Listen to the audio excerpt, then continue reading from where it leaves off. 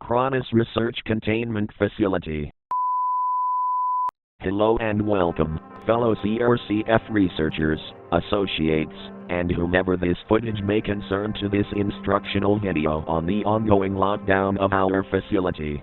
We at the Corporis Research Containment Facility care about our world's history and the safety of its passed on relics throughout time.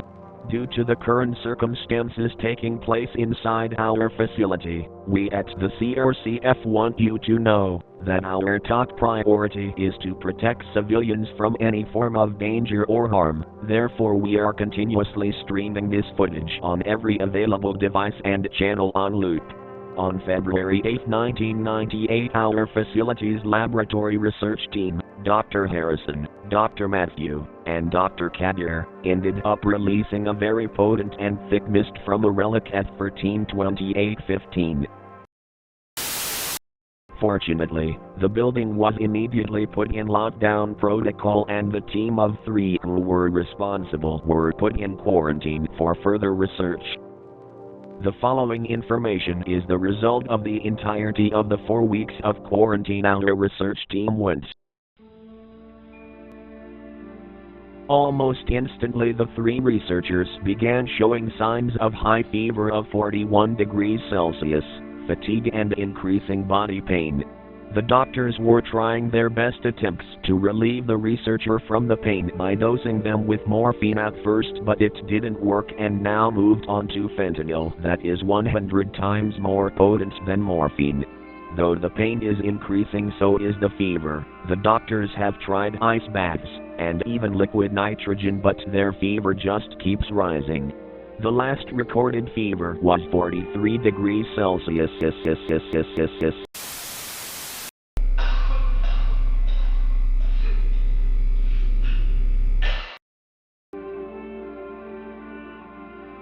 After managing to at least slow down their still rising fevers, the doctors realized, due to the heat and pain, the researchers were growing hysterical. They were frightened and on high alert, claiming to be hearing noises repeatedly, constantly looking over their shoulders, claiming their colleagues were already dead and reanimated. To prevent them from harming one another, the doctors transferred them to individual rooms. The last recorded fever was 46 degrees Celsius.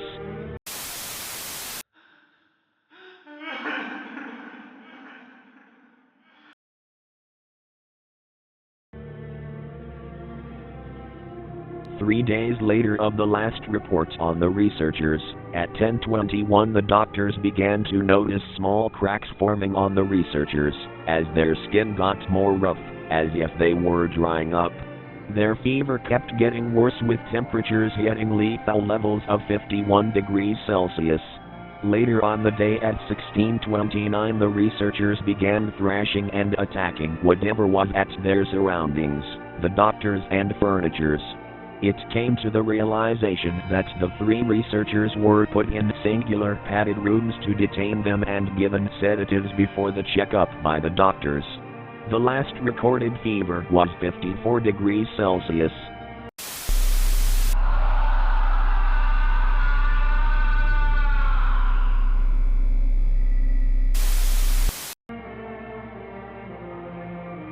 This morning the doctors have noticed an abnormal growth on Dr. Harrison's left shoulder, as if a tumor was growing inside him.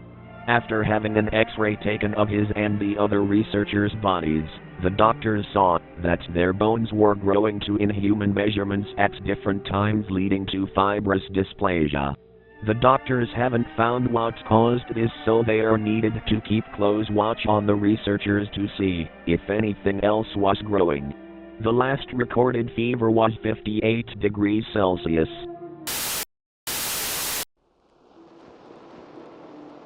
The changes to our colleagues were beyond a medical anomaly.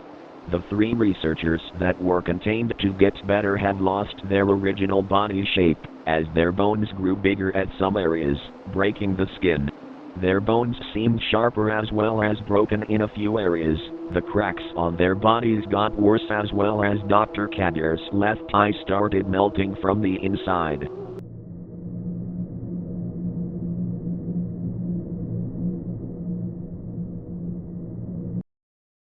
Their fever was unmanageable and out of control, causing steam to arise from their skin. Hypotheses suggest that the heat will boil the water in their bodies to nothing but the dried up remains of the three researchers, although they should have died long ago considering the human brain and other organs take damage from the heat around 43 degrees Celsius. Their screams were getting through the sound-dampening walls. We are waiting for the permission from the higher-ups to put them out of their misery, pain and suffering. The last recorded fever was 78 degrees Celsius.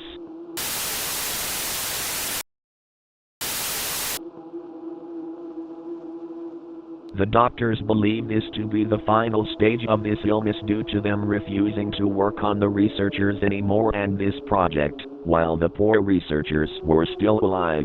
Their skin melted off their bones and muscles at certain areas, as well as they show no sign of any humanity or a hint of who they were before these past weeks. The doctors claim they have turned into monsters or worse, demons. Their screams of pain and suffering turned into screeches of death and incoherent groans. Later on this week they will be given mercy in the form of death.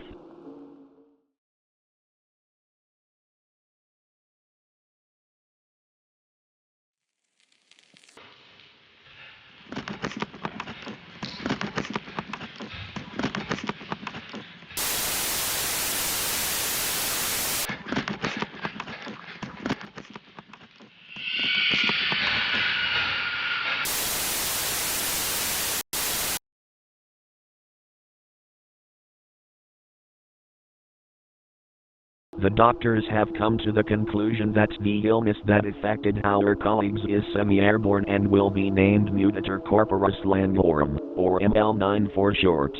The best methods to prevent the disease spreading are the following.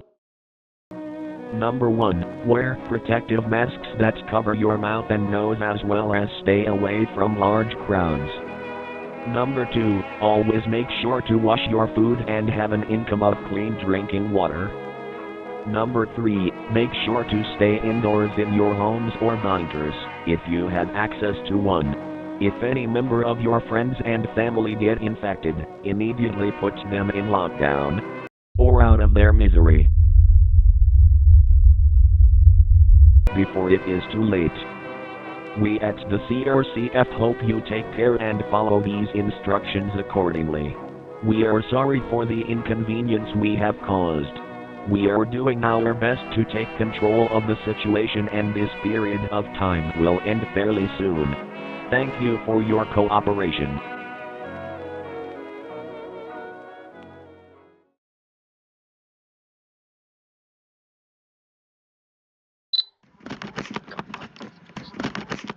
Goes there. Should turn on now. Oh, finally. Hello. My name is Professor Dr. Lefebvre. I'm an associate scientist in the CRCF, and I was one of the head scientists in charge of this project. In charge of this project, including the ancient cube that we found. The CRCF are trying to lie and keep everyone calm, but this is no time for such matter. Because one of our infected monsters have broken containment and escaped the facility.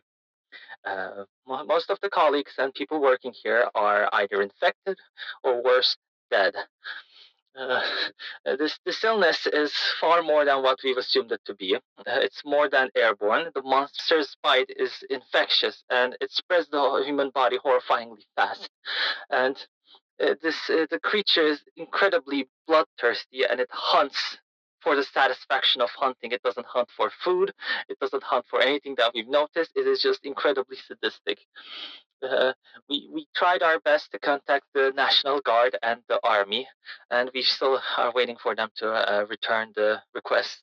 But until then, this thing is outside, and it is hunting and infecting living organisms. Please do your best to survive. Have a firearm ready, and just try to stay away from it, because we figured that the traditional firearms and weapons as such matter do not affect this creature at all. It is incredibly durable. Just just be safe, please. This I don't know how long I have here. I don't know if something's gonna find me or someone's gonna find me. I'm hiding away. I failed to reach the exit in time, so I just assumed it's best to record this thing. I swear I didn't mean it. Like I didn't want to. I didn't mean it with all. I didn't think it would unlock the damn cube. This is not a drill. This is not a drill. I repeat, this is not a drill.